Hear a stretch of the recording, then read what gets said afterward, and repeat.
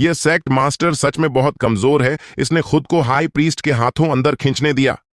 Which power सी में तैरते हुए विक्रम खुद को शिकायत करने से रोक नहीं पाया। यह पता चलने पर कि इस जगह खजाने हैं और खुद मर्जी से ढूंढने आ जाना, वह किसे बेवकूफ बनाने की कोशिश कर रहा है। हालांकि वह भी झूठ बोल रहा था, लेकिन कम से कम उसका झूठ थोड़ा बहुत तो सच लग रहा था। और तो और, यह सेक्ट मास्टर तो नंबर 2 निकला। यह सोचकर विक्रम अपना सिर हिलाए बिना नहीं रह सका। उसने सोचा था कि एक सोल ट्रांसफॉर्मेशन स्टेज का सेक्ट मास्टर बहुत खूंखार होगा, लेकिन वह तो सिर्फ इसी स्तर का निकला।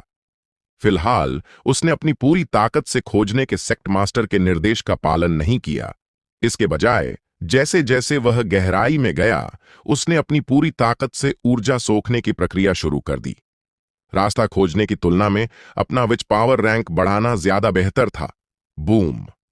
लगभग 15 मिनट बाद विच पावर सी में हलचल मचाने वाली एक तेज हवा के साथ विक्रम के शरीर के चारों ओर की आभा अचानक एक स्तर बढ़ गई।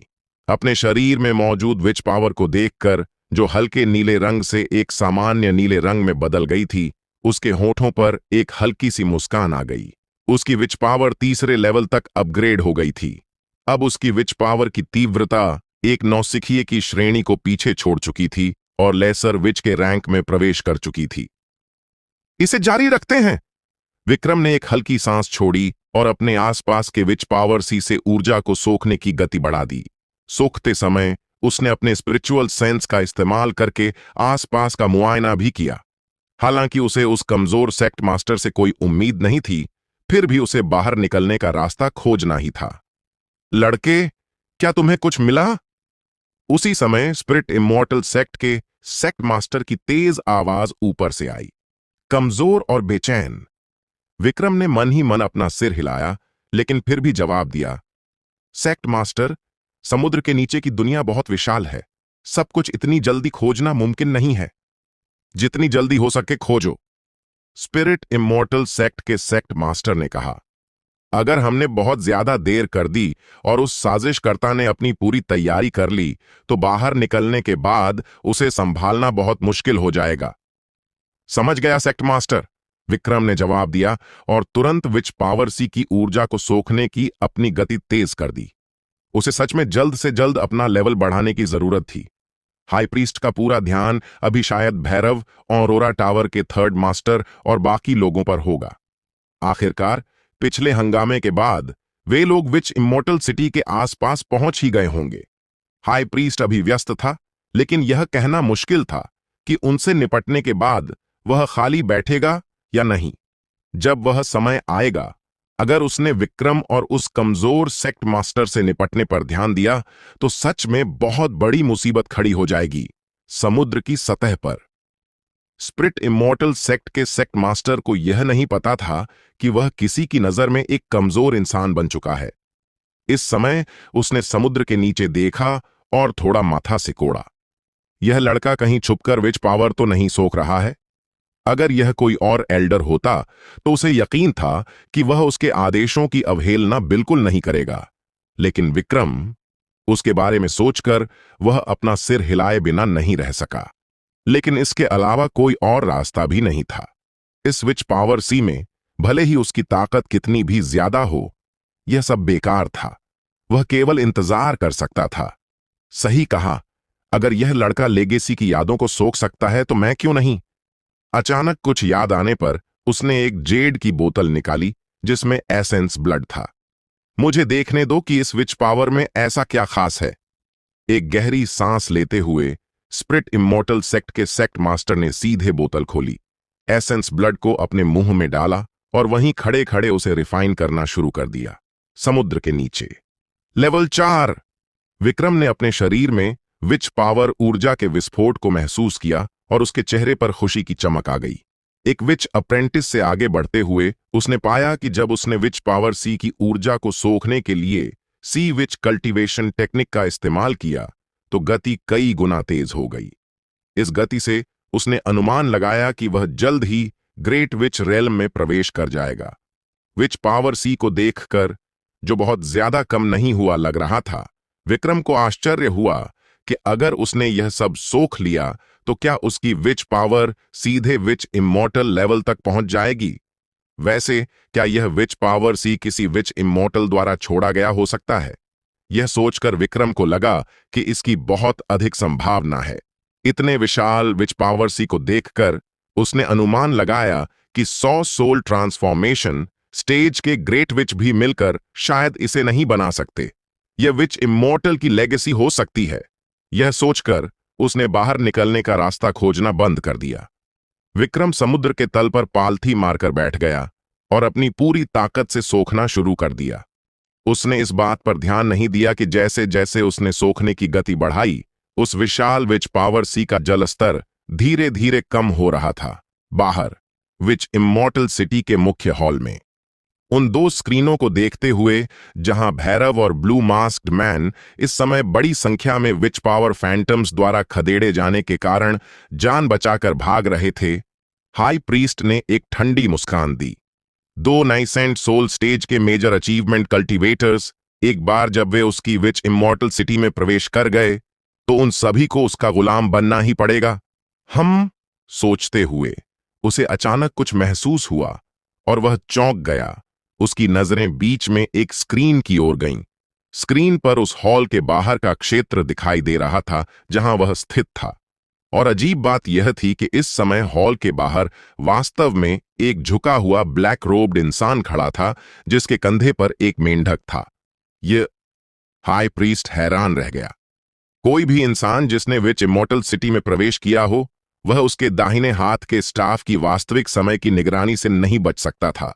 यह इंसान जो उसके सामने था, उसने उसके कदमों की आहट बिल्कुल कैसे नहीं महसूस की। जी ही, इस प्रीस्ट ने आखिरकार तुम्हें ढूंढ ही लिया, हाई प्रीस्ट। उसके कान के पास एक अजीब सी हंसी गूंजी। हाई प्रीस्ट की आंखें अचानक फटी की फटी रह गईं जब उसने अविश्वास में अपने सामने वाले हॉल को देखा।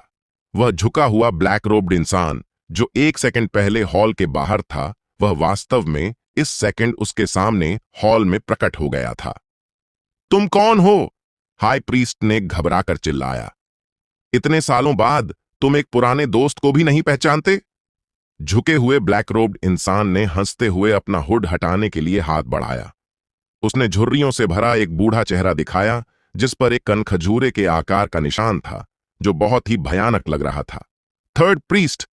हाई प्रीस्ट ने जैसे ही यह चेहरा देखा, वह अपनी जगह से अचानक खड़ा हो गया। लोहे के गेट पर मौजूद वह बूढ़ा चेहरा सदमे से भर गया। तुम वास्तव में अभी भी जिंदा हो? अगर हाई प्रीस्ट नहीं मरा तो यह प्रीस्ट पहले कैसे मर सकता है? वह झुका हुआ बूढ़ा आदमी, या यूं कहें सी विच इमॉर्टल किंगडम का थर्ड प्रीस्ट, व्यंग्यात्मक रूप से हंसा।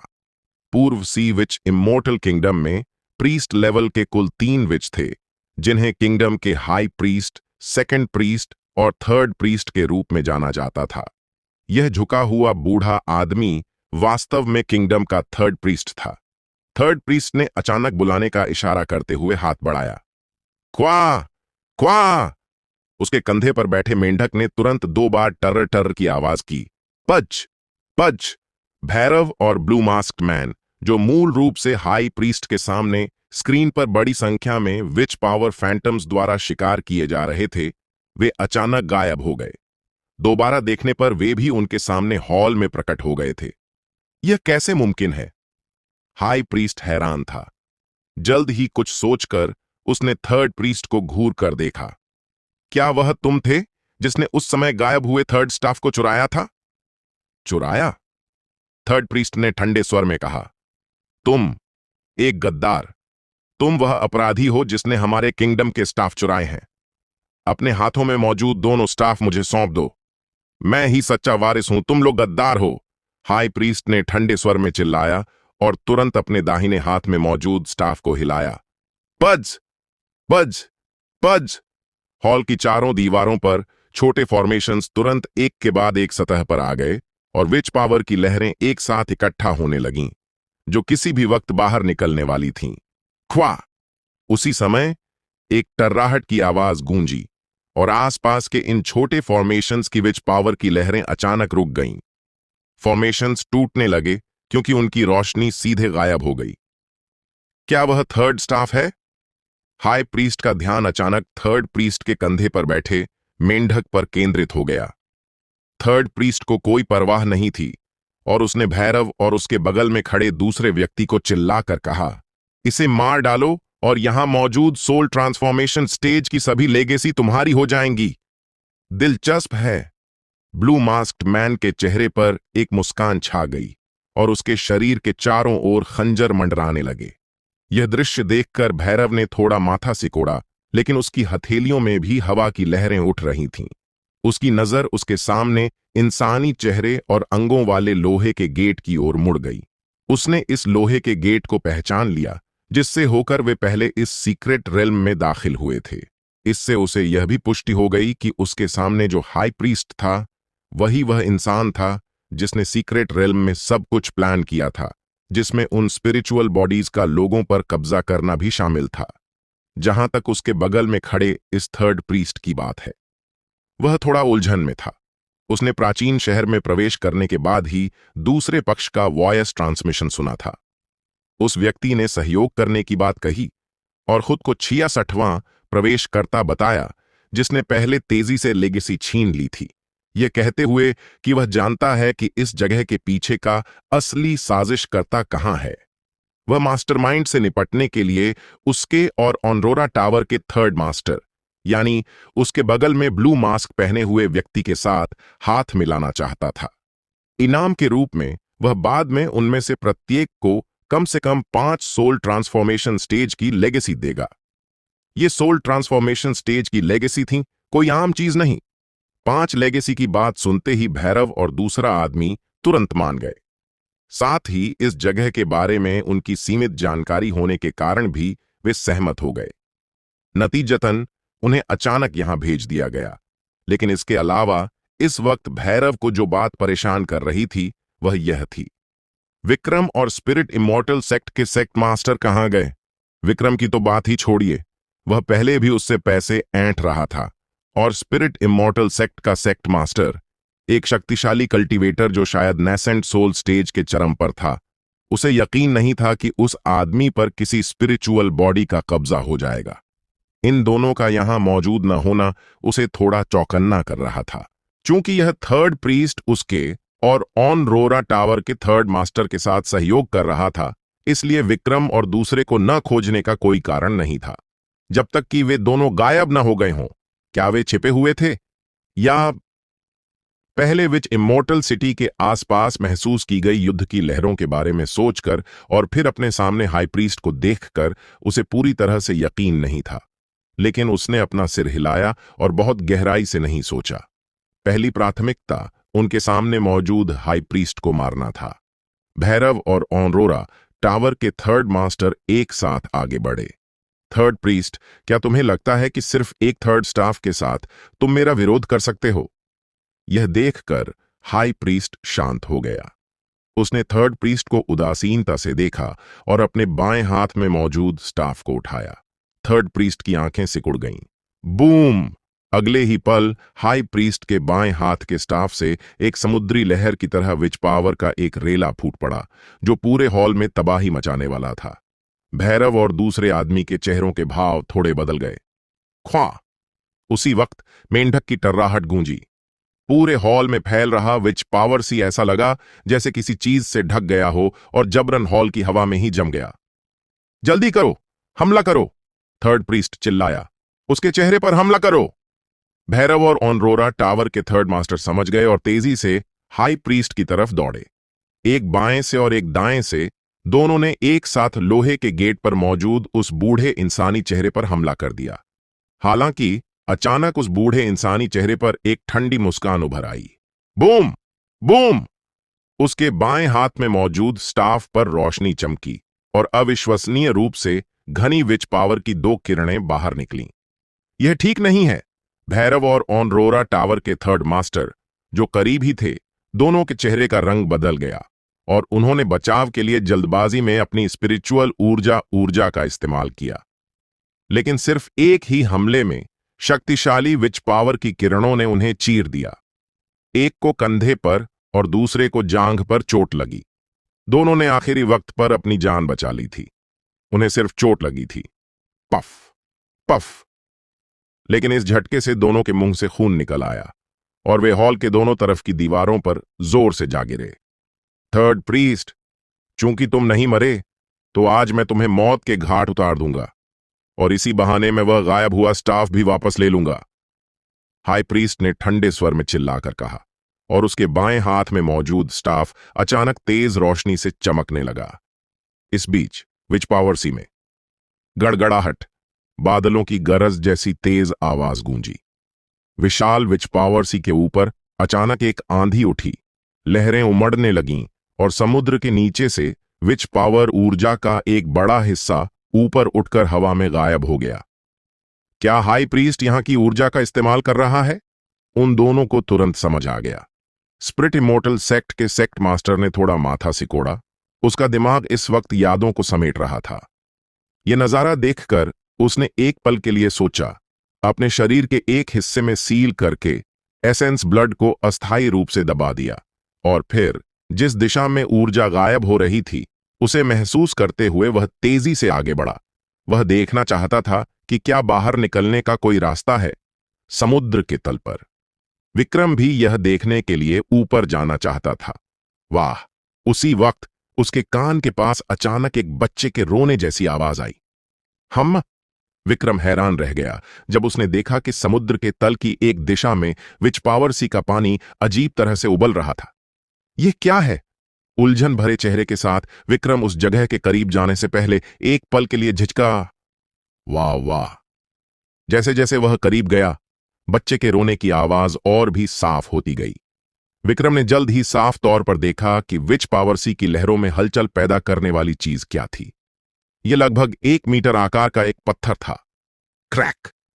इससे पहले कि वह आगे कुछ सोच पाता, पत्थर की सतह पर अचानक एक दरार पड़ गई। वाह वाह! बच्चे के रोने की आवाज साफ तौर पर अंदर से आ रही थी। विक्रम चौंक गया।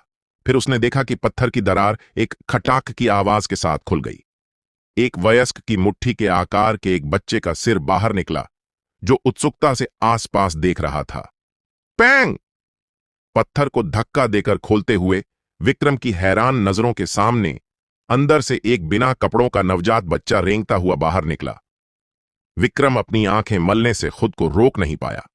यह सुनिश्चित करने के बाद कि उसे कोई भ्रम नहीं हो रहा था, वह अपनी जगह पर सुन्न होकर खड़ा रह गया।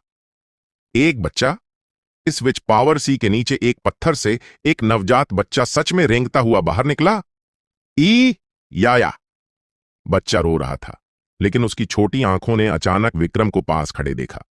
जैसे किसी करीबी को देखकर उसके चेहरे पर खुशी की एक झलक दिखाई दी और वह उसकी ओर लपका। विक्रम सहज रूप से बचना चाहता था, लेकिन बच्चे की गति बिजली की तरह तेज थी। इससे पहले कि वह हिल पाता, उसने महसूस किया कि कोई चीज उसके कंधे से लटक गई है। उस बच्चे को देखकर, जिसने अपने छोटे हाथों से उसके कंधे को गले लगाया हुआ था और जिसका चेहरा पूरी तरह से अपनेपन से भरा था, विक्रम थोड़ा हैरान था। उसने जल्दी से इमोर्टल आई आर्ट का इस्तेमाल किया। Newborn which immortal aptitude, immortal rank which immortal body, immortal rank soul आयु, नवजात रेलम कोई नहीं विच पावर सोख कर जल्दी से रेलम में प्रवेश कर सकता है। कमियां: 1. पुनर्जन्म लिया हुआ विच इमोर्टल अपनी सारी यादें खो चुका है। 2. बुद्धि नवजात अवस्था में है, जो पहला प्राणी देखेगा उसके प्रति स्वाभाविक जुड़ाव और निर्भरता विकसित करेगा। 3. नवजात अवस्था बहुत अस्थिर है। कल्टीवेशन का सुझाव: इसे कल्टीवेशन के तरीके सिखाएं, इसे स्पिरिट मेडिसिन या मेडिसिनल पिल्स खिलाएं जो सोल को बढ़ावा दे सकें, या उच्च गुणवत्ता वाले स्पिरिट बीस्ट का मांस। उसकी आंखों के सामने जानकारी का एक बड़ा पैराग्राफ पॉपअप हुआ। विच इमोर्टल का पुनर्जन्म। विक्रम की आंखें सदमे से फटी की फटी रह गईं। उसके सामने मौजूद यह बच्चा वास्तव में एक इमोर्टल का पुनर्जन्म था। अपने सामने मौजूद विच पावर सी को देखकर उसने पहले अंदाजा लगाया था कि यह किसी विच इमोर्टल द्वारा छोड़ा गया हो सकता है, और अब इसकी पुष्टि हो गई थी। लेकिन यह अभी भी कुछ अविश्वसनीय था। यह बच्चा, जो एक इमोर्टल का पुनर्जन्म था, वास्तव में अभी उससे चिपका हुआ था। न्यूबॉर्न विच इमोर्टल को अपनी गर्दन से बार बार रगड़ते हुए और अविश्वसनीय रूप से करीब आते देखकर विक्रम समझ गया कि दूसरे पक्ष ने शायद उसे अपना माता पिता मान लिया था। उसे यह सब बहुत ही मजेदार लग रहा था, लेकिन फिर सोचने वाली बात यह थी कि इमोर्टल रैंक एप्टीट्यूड वाले इस न्यूबॉर्न विच इमोर्टल को क्या वह अपना चेला बना सकता है? विक्रम के चेहरे के भाव बदल गए और उसने जल्दी से न्यूबॉर्न विच इमोर्टल की ओर देखा। छोटे उस्ताद, क्या तुम मुझे अपना मास्टर बनाने के लिए तैयार हो? ई या उसे बोलते हुए सुनकर न्यूबॉर्न विच इमोर्टल चौंक गया, फिर तुरंत एक दोस्ताना आवाज निकाली, प्यार से उसकी गर्दन से रगड़ते हुए, जैसे वह अपनी सहमति जता रहा हो। आपको चेले न्यूबॉर्न विच इमोर्टल की मान्यता मिल गई है। चेले की भर्ती सफल। जब उसने अपने कान में वह ईश्वरीय आवाज सुनी तो विक्रम का मुंह खुला का खुला रह गया। बस ऐसे ही भर्ती सफल हो गई। एक पुनर्जन्म लिए हुए इमोर्टल ने अभी अभी उसका चौथा चेला बन गया।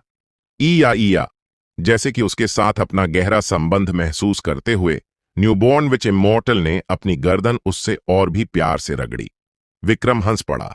उसने कभी नहीं सोचा था कि वह ऐसी जगह पर कोई नया चेला लेगा, और वह भी एक पुनर्जन्म लिया हुआ इमोर्टल। लेकिन चूंकि उसने उसे अपना लिया था। छोटे उस्ताद, आज से तुम इस मास्टर के चौथे चेले हो। तुमसे ऊपर 2 सीनियर भाई और 1 सीनियर बहन है, विक्रम ने कहा। चूंकि तुम अभी पैदा हुए हो, इसलिए यह मास्टर तुम्हें एक नाम देगा। एक पल के लिए सोचते हुए, चूंकि तुम इस विच पावर सी के नीचे पैदा हुए हो, इसलिए तुम्हारा नाम सागर होगा। ईया न्यूबॉर्न विच इमोर्टल को यह सुनकर बहुत अच्छा लगा और वह प्यार से उसकी गर्दन रगड़ने लगा। विक्रम मुस्कुराया और उसने उसके चिकने छोटे से सिर को थपथपाया। अचानक उसने सोचा, सागर, क्या तुम विच पावर को सोखना सीखना चाहते हो? या सागर के कोमल छोटे से चेहरे पर इंसानों जैसा संदेह दिखाई दिया। इस तरह मास्टर तुम्हें करके दिखाएगा, विक्रम ने उसे नीचे रखते हुए कहा और तुरंत अपना प्रदर्शन शुरू कर दिया। हालांकि सागर अभी अभी पैदा हुआ था, लेकिन एक इमोर्टल के पुनर्जन्म के रूप में जाहिर है कि उसे सामान्य तर्क से नहीं देखा जा सकता था। चूंकि उसे कल्टीवेट करना था, इसलिए इसे बचपन से ही शुरू करना होगा। हाथों से सील बनाते हुए और सी विच कल्टीवेशन मेथड का इस्तेमाल करते हुए विक्रम ने जानबूझकर अपनी हरकतों को धीमा कर दिया। हालांकि उसे लगा कि छोटा बच्चा शायद समझ न पाए, फिर भी उसने धीरे धीरे आसपास के विच पावर सी से विच पावर ऊर्जा को सोखना शुरू कर दिया। सागर ने बहुत ध्यान से देखा, उसके हर कदम को घूरते हुए, और तुरंत अपने हाथों से उसी की नकल की। उसे बेतरतीब ढंग से हाथ की सील का एक सेट बनाते देख विक्रम थम्स अप दिए बिना नहीं रह सका। सागर, बहुत बढ़िया। लेकिन सागर थोड़ा उलझन में था।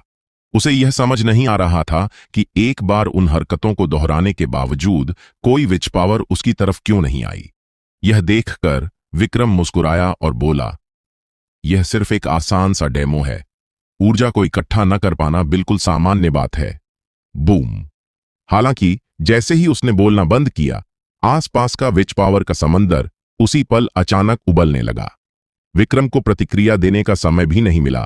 तभी उसने महसूस किया कि एक भयानक लहर उसकी ओर बढ़ रही है और उसका पूरा शरीर सीधे पानी के नीचे 100 मीटर दूर जा गिरा। और सागर के केंद्र में 100 मीटर के दायरे में अब वह एक विशाल भंवर जैसा बन गया था, जो बेतहाशा हर तरफ से समुद्र का पानी खींच रहा था।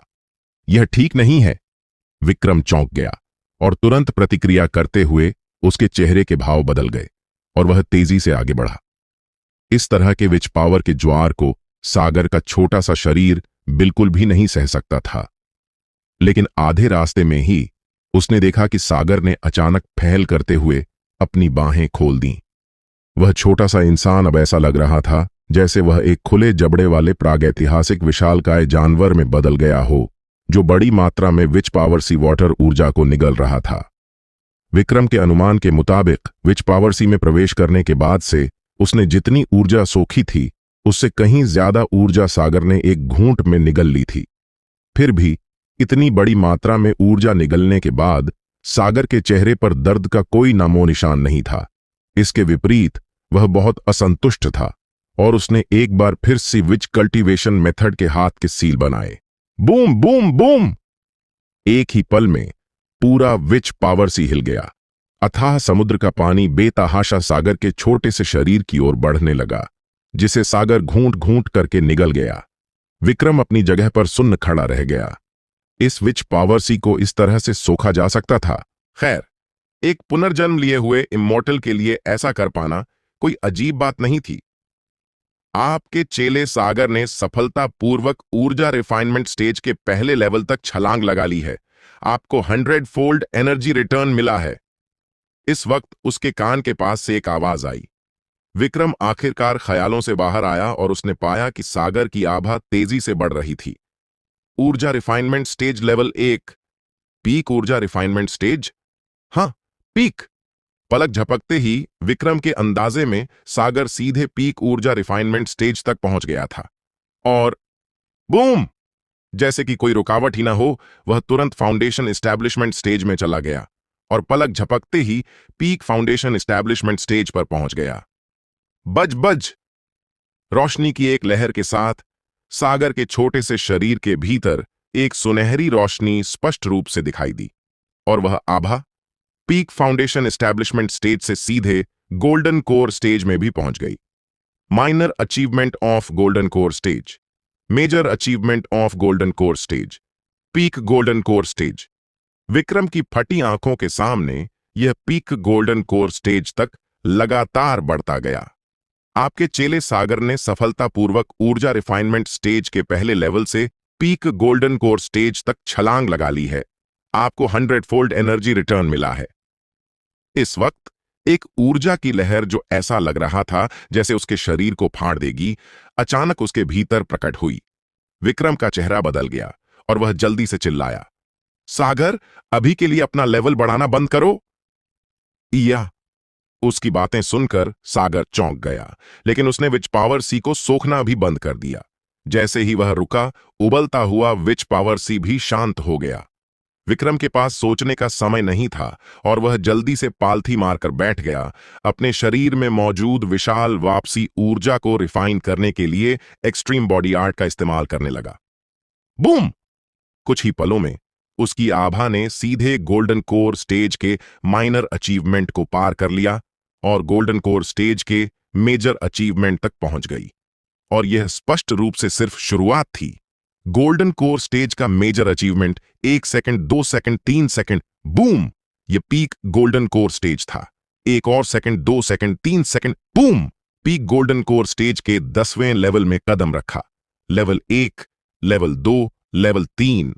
ऊर्जा एक अंतहीन धारा की तरह थी, जो सीधे भर रही थी और एक एक करके उसके रेल्म को तोड़ रही थी। हर सफलता के साथ विक्रम के शरीर में गोल्डन कोर एक बार घूमेगा, जिससे एक तेज ऊर्जा तलवार की तरह उसके पूरे शरीर को छील देगी। इस तेज दर्द के कारण विक्रम कई बार बेहोश हो गया, लेकिन फिर भी उसने दांत पीसकर दर्द को सहा, क्योंकि दर्द की हर लहर को सहने के बाद उसका रेल्म सीधे एक लेवल बढ़ जाएगा, जिससे उसे भरपूर प्रेरणा मिली। दर्द सहते हुए उसका रेल्म एक एक लेवल बढ़ता गया। ठीक उसी समय जब विक्रम दर्द और खुशी सह रहा था, विच पावर सी के ऊपर स्पिरिट इमॉर्टल सेक्ट के सेक्ट मास्टर लड़खड़ाए और आसमान से 100 मीटर नीचे समुद्र की सतह पर गिर पड़े। सिज्जल सिज्जल। जब तक उसका शरीर विच पावर सी द्वारा संक्षारित नहीं हो रहा था, तब तक वह अचानक जाग नहीं पाया। उसने जल्दी से एक छोटी स्पिरिचुअल ऊर्जा नाव बनाई ताकि उस पर चढ़ सके, लेकिन वह अभी भी चकराया हुआ था। क्या स्थिति है? आखिर चल क्या रहा है? ऊपर खाली 100 मीटर के क्षेत्र को देखते हुए स्पिरिट इमॉर्टल सेक्ट के सेक्ट मास्टर को लगा जैसे उनका दिमाग काम करना बंद कर रहा हो। वह अभी इस जगह से उठने वाली ऊर्जा की लहरों का पीछा कर रहा था, लेकिन इससे पहले कि वह पकड़ पाता, उसने महसूस किया कि नीचे का विच पावर सी अचानक उबलने लगा है। जब उसने प्रतिक्रिया की, तो उसने जो देखा वह यह था कि यह पूरा विशाल और असीम विच पावर सी नंगी आंखों से कम होना शुरू हो गया था। पलक झपकते ही विच पावर सी लगभग 100 मीटर नीचे गिर गया था। यह 100 मीटर का समुद्री पानी ऐसा लग रहा था जैसे भाप बनकर उड़ गया हो, पूरी तरह गायब हो गया। बूम! इस वक्त विच पावर सी की गहराई से अचानक एक भयानक आभा आसमान में उठी। Peak golden core stage, spirit immortal sect का सेक्ट मास्टर चौंक गया, लेकिन जल्दी से अपना सिर हिलाया। नहीं, यह दबाव तो नेसेंट सोल स्टेज का है, रुको। अचानक कुछ महसूस करते हुए उसकी नजर तुरंत समुद्र के तल की ओर गई। क्या वह लड़का विक्रम अपना लेवल बढ़ा रहा है? फिर वो 100 मीटर का विच पावर सी जो अभी गायब हो गया। स्पिरिट इमॉर्टल सेक्ट के सेक्ट मास्टर के हार्ट नेचर के बावजूद इस समय उनका चेहरा फड़कने से नहीं रुक सका। इंसान नहीं, यह बिल्कुल ऐसा कुछ नहीं है जो एक इंसान कर सकता है। लेकिन यह देखकर कि जैसे जैसे आभा गायब हुई, उबलता हुआ समुद्री पानी भी स्थिर हो गया, उसने थोड़ी राहत की सांस ली। लगता है यह खत्म हो गया है। गड़गड़ाहट। लेकिन अगले ही सेकंड पूरा विच पावर सी अचानक फिर से हिल गया। उसके नीचे जो छोटी सी स्पिरिचुअल ऊर्जा नाव बनी थी, वह इतनी जोर से हिली कि वह बाएं और दाएं डोलने लगी और उसे अपनी तलवार पर हवा में उड़ना पड़ा। अपने चारों ओर उबलते हुए विच पावर सी के बड़े हिस्सों को देखकर वह महसूस कर सकता था कि विच पावर ऊर्जा की वो भारी मात्रा नंगी आंखों से समुद्र के तल की ओर जमा हो रही है। स्पिरिट इमॉर्टल सेक्ट का सेक्ट मास्टर घूरने के अलावा कुछ न कर सका। अभी तक पर्याप्त नहीं सोखा है। सचमुच यह पर्याप्त सोखना नहीं था, लेकिन इस बार विच पावर सी की ऊर्जा को सोखने वाला सागर नहीं था, बल्कि विक्रम था। अभी अभी लौटी ऊर्जा की लहर ने सीधे उसके रेल्म को पीक गोल्डन कोर स्टेज के 10वें लेवल तक धकेल दिया था। लेकिन वह नहीं रुका। एक्सट्रीम बॉडी आर्ट द्वारा लाई गई सोखने की शक्ति का लाभ उठाते हुए लौट आई गई ऊर्जा को पचाने के बाद उसने सीधे सी विच कल्टीवेशन मेथड का इस्तेमाल किया और अपने आसपास के विच पावर सी से विच पावर ऊर्जा को बेतहाशा सोखना शुरू कर दिया। उसके चौथे चेले ने अभी अभी एक लहर सोखी थी। मास्टर के रूप में वह पीछे नहीं रह सकता था। या सागर ने विक्रम को आसपास के विच पावर सी की ऊर्जा इकट्ठा करते हुए देखा। उसके चेहरे पर सोच की एक लकीर दौड़ गई। तुरंत वह धुंधला हो गया और तेजी से विच पावर सी की जुड़ती हुई धाराओं से होता हुआ विक्रम के पास पहुंच गया। सागर, जल्दी बाहर निकलो! विक्रम इससे चौंक गया। उसका ऊर्जा सोखना कोई मजाक नहीं था। समय समय पर उसकी आभा में होने वाली तरक्की ऊर्जा की लहरों को बाहर निकाल देती थी, सागर के बच्चे जैसे शरीर के साथ। ईया! इससे पहले कि वह आगे सोच पाता, उसने अचानक देखा कि सागर ने अपना एक छोटा हाथ उसके कंधे पर रखा, जबकि दूसरे हाथ ने सी विच कल्टीवेशन मेथड की हाथ की सील बनाई। गड़गड़ाहट। एक ही पल में पूरा विच पावर सी कांप उठा और भारी मात्रा में विच पावर सी ऊर्जा उमड़ पड़ी और इकट्ठा होने लगी। ईया! सागर ने तुरंत उसे पुकारा। विक्रम को अचानक एहसास हुआ और उसने आश्चर्य भरे लुक के साथ कहा, तुम मास्टर की ऊर्जा को सघन करने में मदद कर रहे हो? बिना सोचने का समय गवाए उसने जल्दी से अपना शरीर खोला और उस भारी मात्रा में विच पावर ऊर्जा को बेतहाशा सोख लिया जिसे सागर ने उसे इकट्ठा करने में मदद की थी। 1 सेकंड, 2 सेकंड, 3 सेकंड, बस 10 छोटे सेकंड में बूम! एक दहाड़ के साथ विक्रम के शरीर के अंदर की विच पावर पूरी तरह से गहरे नीले रंग में बदल गई। लेवल 4 की विच पावर लेवल 5 में अपग्रेड हो गई। इसका मतलब यह भी था कि वह आधिकारिक तौर पर एक ग्रेट विच बन गया था और उसकी विच पावर रैंक अब एक सोल ट्रांसफॉर्मेशन स्टेज के सी विच के जीवन काल के बराबर थी। और यह स्पष्ट रूप से अभी खत्म नहीं हुआ था। भारी मात्रा में विच पावर ऊर्जा बेतहाशा बाढ़ की तरह आने लगी और कुछ समय के लिए उसका शरीर समुद्री भंवर की गति से विच पावर ऊर्जा को सोखता रहा। आधे मिनट से भी कम समय में एकत्रित विच पावर सी वाटर की विशाल मात्रा पूरी तरह से उसके द्वारा सोख ली गई। विक्रम द्वारा विच पावर ऊर्जा की आखिरी बूंद को सोखने के बाद जैसे ही वह रुकने वाला था, ईया! सागर की पुकार उसके कानों में गूंजी और उसने देखा कि उसके कंधे पर छोटे से हाथ ने सी विच कल्टीवेशन मेथड की एक और हाथ की सील बनाई। गड़गड़ाहट। अचानक विच पावर सी ऊर्जा की एक और विशाल लहर उसकी ओर उमड़ पड़ी। अरे बाप रे! विक्रम के पास सोचने का समय नहीं था और उसने सोखना जारी रखा।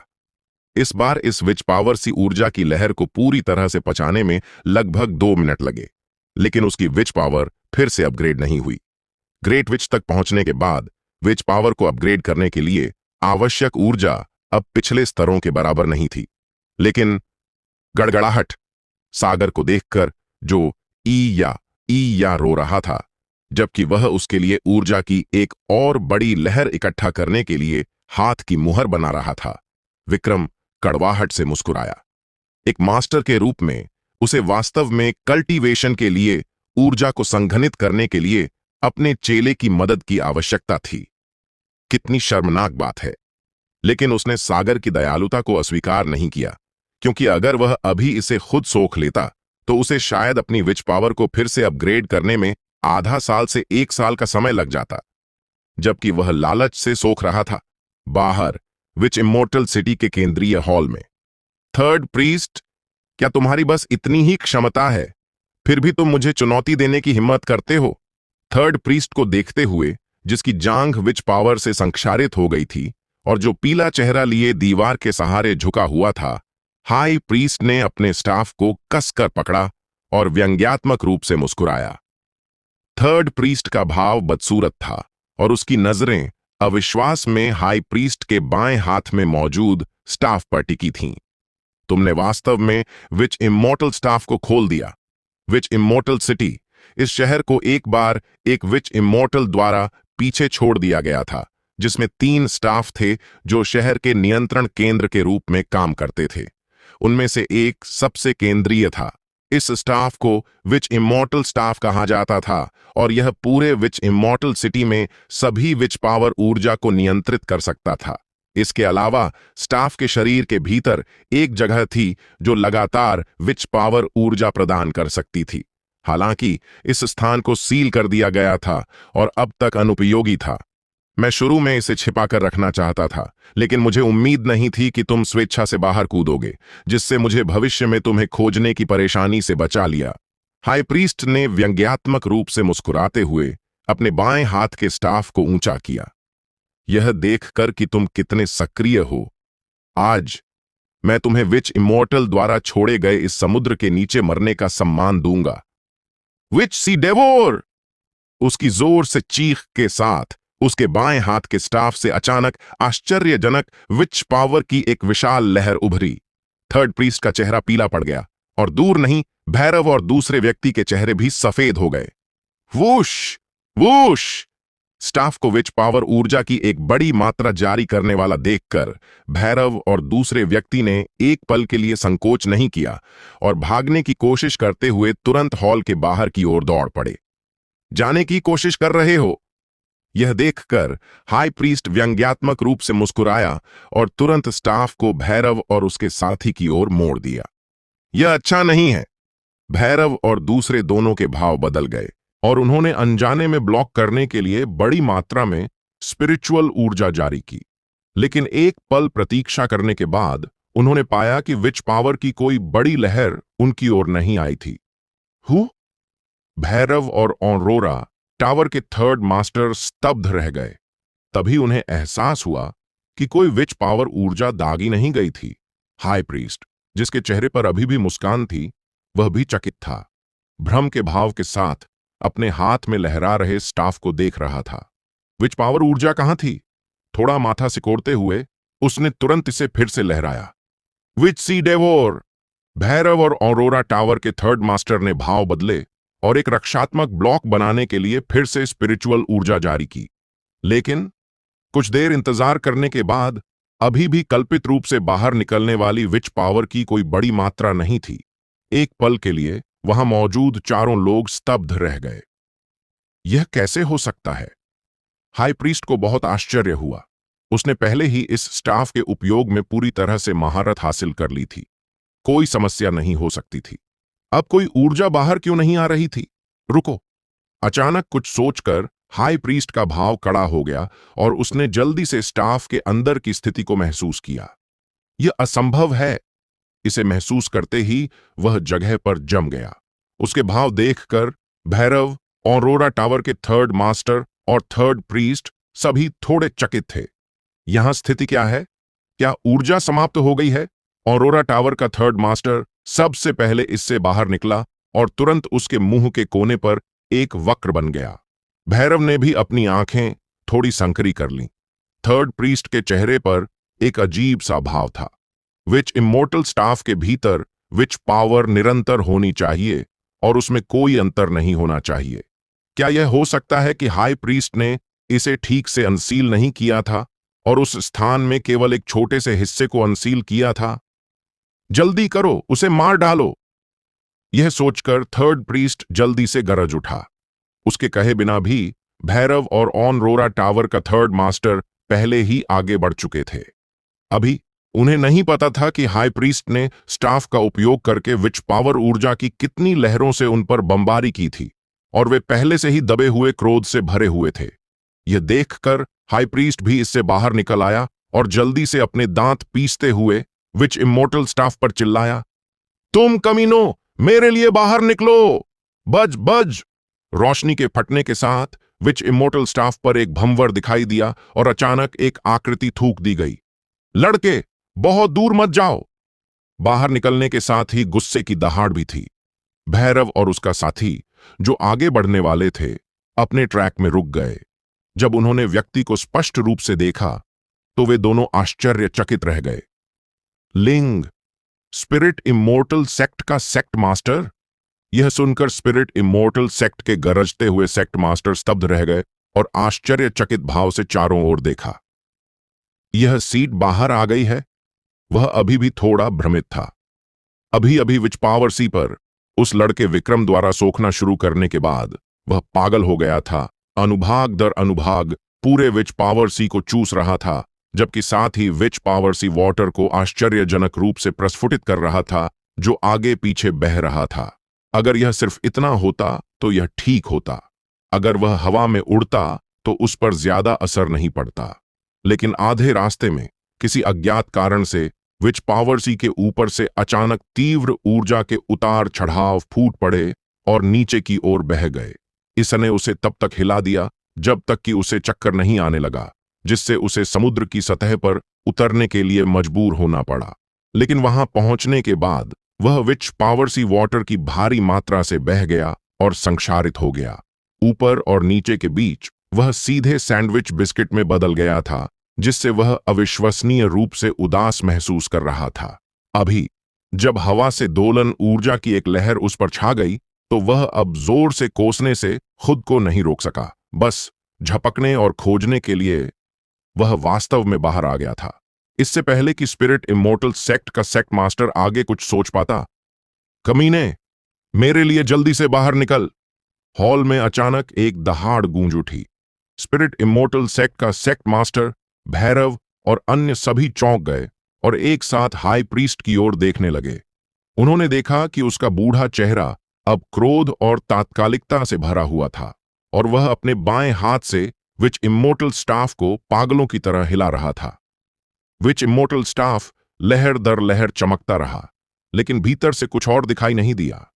यह देखकर भैरव और अन्य लोग चकित रह गए। यह आदमी आखिर क्या कर रहा है? हाई प्रीस्ट के पास उन पर ध्यान देने का कोई मन नहीं था। इस समय वह व्यावहारिक रूप से रोने वाला था, क्योंकि उसके हाथ में विच इमोर्टल स्टाफ के स्थान के अंदर विच पावर का महासागर नंगी आंखों को दिखाई देने वाली गति से पतला हो रहा था।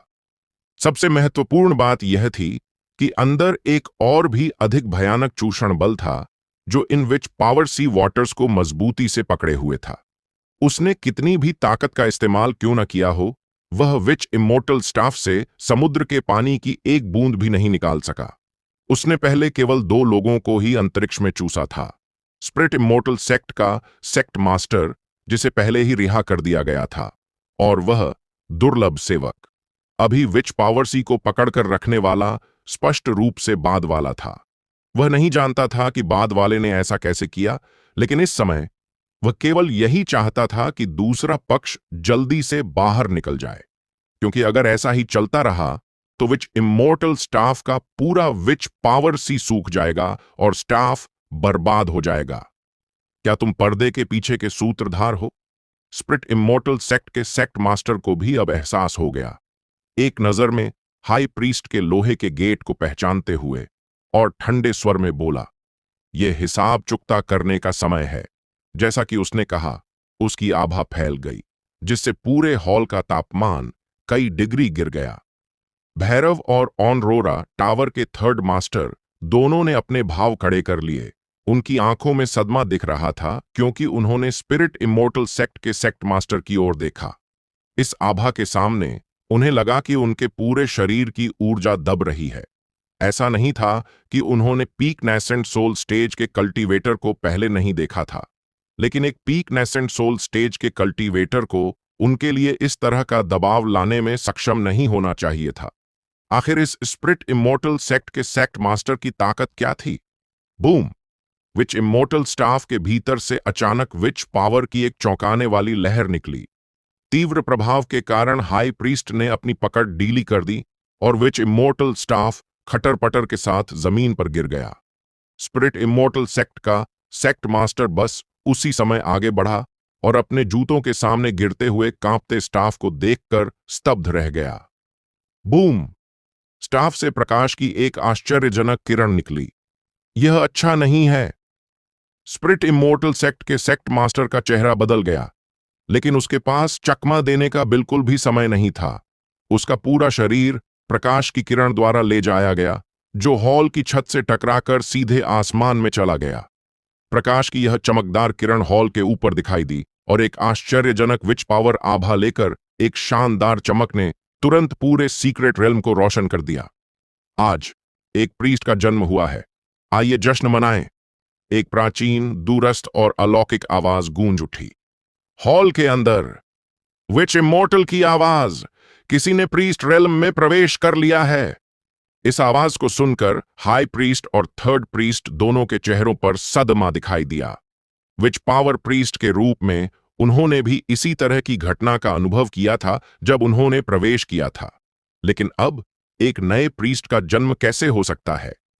हाई प्रीस्ट को अचानक कुछ याद आया और उसकी आंखें अविश्वास में प्रकाश की किरण के भीतर स्टाफ की ओर देखने लगीं। यह असंभव है। इया इया! जैसे ही उसकी आवाज गिरी, प्रकाश की किरण के भीतर से अचानक एक बच्चे की आवाज आई। वहां मौजूद कई लोग स्तब्ध रह गए।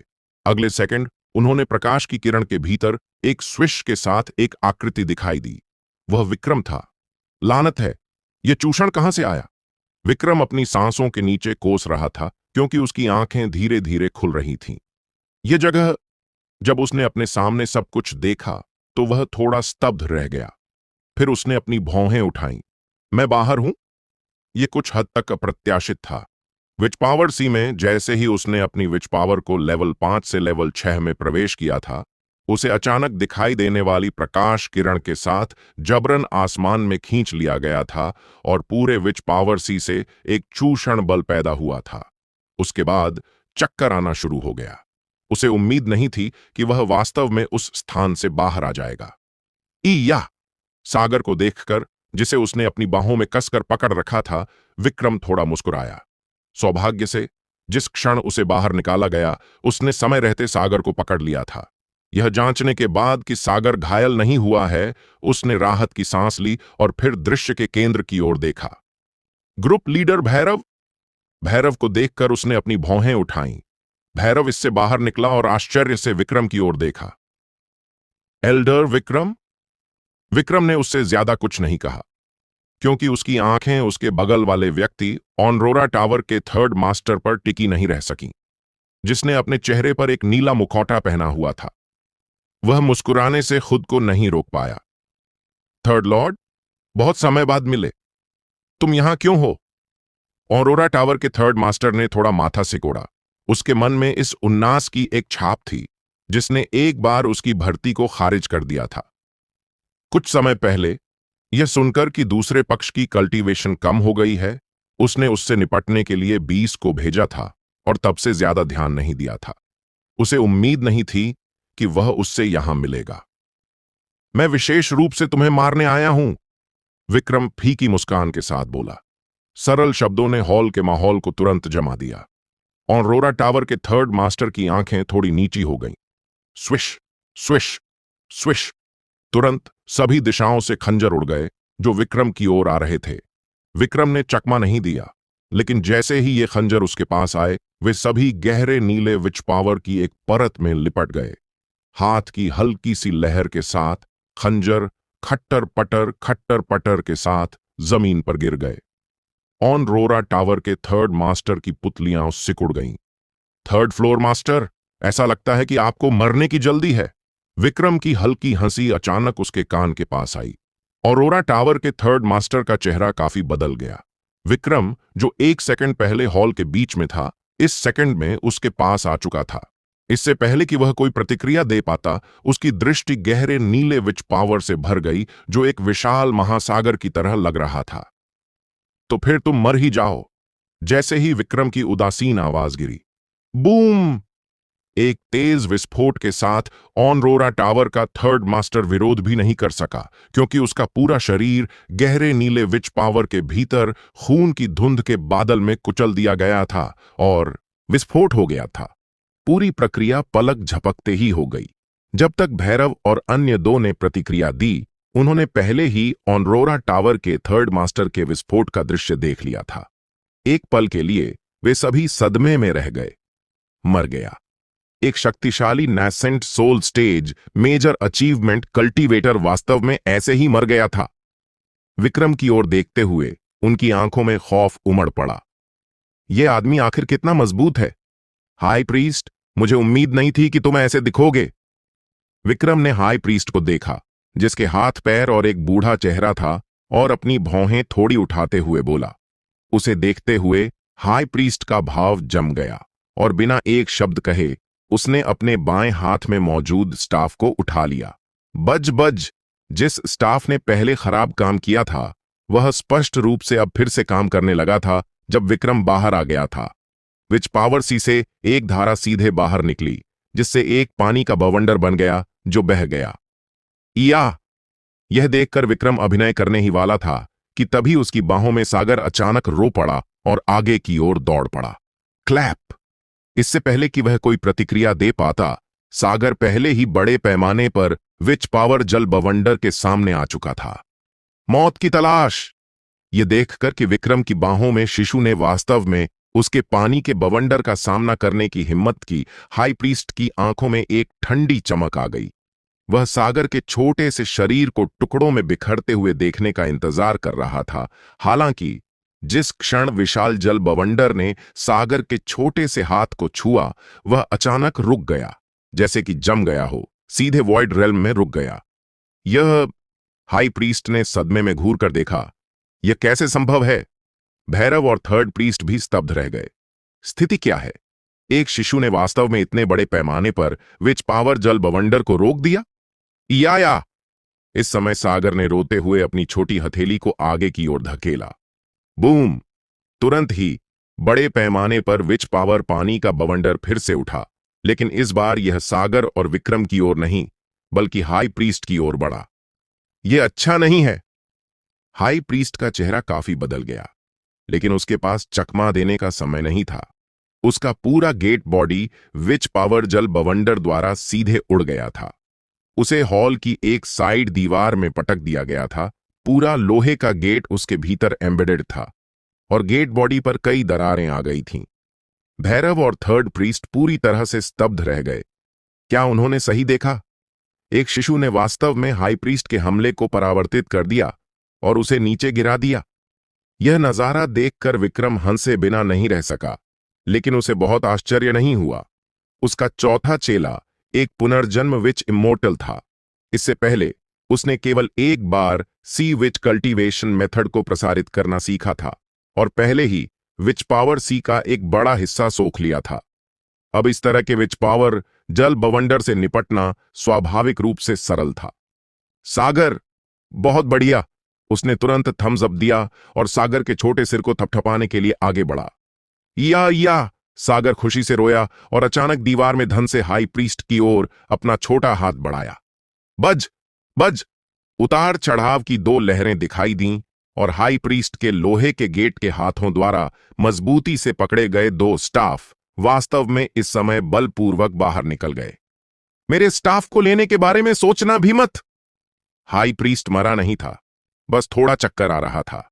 किसी को दोनों हाथों से स्टाफ लेने की कोशिश करते हुए महसूस करते हुए उसने जल्दी से उन्हें कसकर पकड़ लिया, लेकिन ऐसा लग रहा था कि दो कर्मचारियों को अप्रतिरोध्य आकर्षण वाली किसी चीज का सामना करना पड़ा था, सक्रिय रूप से अपने मास्टर के हाथों से मुक्त होने और सागर की ओर उड़ान भरने के लिए विच पावर के साथ विस्फोट कर रहा था। हाई प्रीस्ट सदमे में था। इन दोनों कर्मचारियों ने उसे अपने मास्टर के रूप में पहचान लिया था। यह कैसे हो सकता है? उसे विश्वास नहीं हुआ। वह गरजने से खुद को नहीं रोक सका। वापस आओ मेरे कर्मचारियों, जल्दी मेरे पास वापस आओ। लेकिन दोनों कर्मचारियों ने उसे पूरी तरह से नजरअंदाज कर दिया। उन्होंने पूरे रास्ते सागर की ओर उड़ान भरी, दो सेवकों की तरह उसके बाएं और दाएं तैरते हुए। ई आया! यह देखकर सागर खुशी से मुस्कुराया और तुरंत थर्ड प्रीस्ट के कंधे की ओर इशारा करने के लिए मुड़ा। यह देखकर थर्ड प्रीस्ट का चेहरा बदल गया। Quack quack! लेकिन उसके कंधे पर जो मेंढक था वह पूरी तरह से उसके नियंत्रण से बाहर था। वह पहले ही सक्रिय रूप से छलांग लगा चुका था और बहुत विनम्रता से सागर के नीचे कूद गया था। सागर ठीक उसके ऊपर बैठ गया, खुशी से इया इया रो रहा था, जैसे उसे कोई मजेदार खिलौना मिल गया हो। भैरव चकित रह गया। हाई प्रीस्ट के दो कर्मचारियों और थर्ड प्रीस्ट के कंधे पर मौजूद मेंढक ने पिछले युद्ध के दौरान बहुत ही भयानक प्रभाव प्रदर्शित किए थे। विशेष रूप से हाई प्रीस्ट के बाएं हाथ में कर्मचारी, जिसे विच इमोर्टल द्वारा पीछे छोड़ दिया गया था। अब ये तीन खजाने वास्तव में इस शिशु के पक्ष में सक्रिय रूप से उड़ गए थे। विक्रम ने भी अपनी भौहें उठाईं और देखने के लिए इमोर्टल I-8 का उपयोग करने में मदद नहीं कर सका। विच इमोर्टल स्टाफ अंतरिक्ष, रैंक इमोर्टल आर्टिफैक्ट घटक, आर्टिफैक्ट कौशल विच सी स्पेस, विच पावर ऊर्जा का एक समुद्र होता है जिसे विभिन्न विच पावर अपराध बनाने के लिए किसी भी समय जारी किया जा सकता है, जबकि यह विभिन्न जीवों और वस्तुओं को भी ले सकता है। विवरण: इमोर्टल आर्टिफैक्ट के 7 घटकों में से एक विच इमोर्टल स्टाफ। इसमें विच इमोर्टल सिटी को नियंत्रित करने की शक्ति है और इसे व्यक्तिगत रूप से विच इमोर्टल द्वारा जाली बनाया गया था। विच पावर का उपयोग करके इसे 7 भागों में विभाजित किया गया था। मरम्मत विधि: सभी 7 कर्मचारियों को इकट्ठा करें और एक फ्यूजन करने के लिए विच पावर का उपयोग करें, जो इसे एक पूर्ण इमोर्टल आर्टिफैक्ट में बहाल कर सकता है।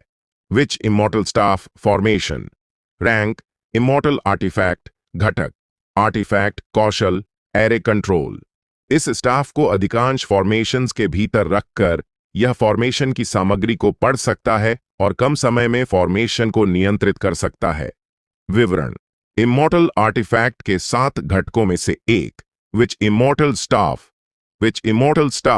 ट्रांसफॉर्मेशन, रैंक इमोर्टल आर्टिफैक्ट घटक, आर्टिफैक्ट कौशल ट्रांसफॉर्मेशन विभिन्न जीवित प्राणियों में परिवर्तित हो सकता है और विभिन्न क्षमताएं प्राप्त कर सकता है। एक इमोर्टल आर्टिफैक्ट? विक्रम का भाव हिल गया। इमोर्टल डाउ कॉन्टिनेंट में हथियार मुख्य रूप से तेज हथियार और स्पिरिचुअल आर्टिफैक्ट हैं। हालांकि स्पिरिचुअल आर्टिफैक्ट से ऊपर सेक्रेड आर्टिफैक्ट और इमोर्टल आर्टिफैक्ट हैं, लेकिन वस्तुओं के ये 2 रैंक लगभग पौराणिक हैं। कम से कम साउदर्न रीजन में तो ऐसे सामान कई 100 सालों से नहीं आए हैं।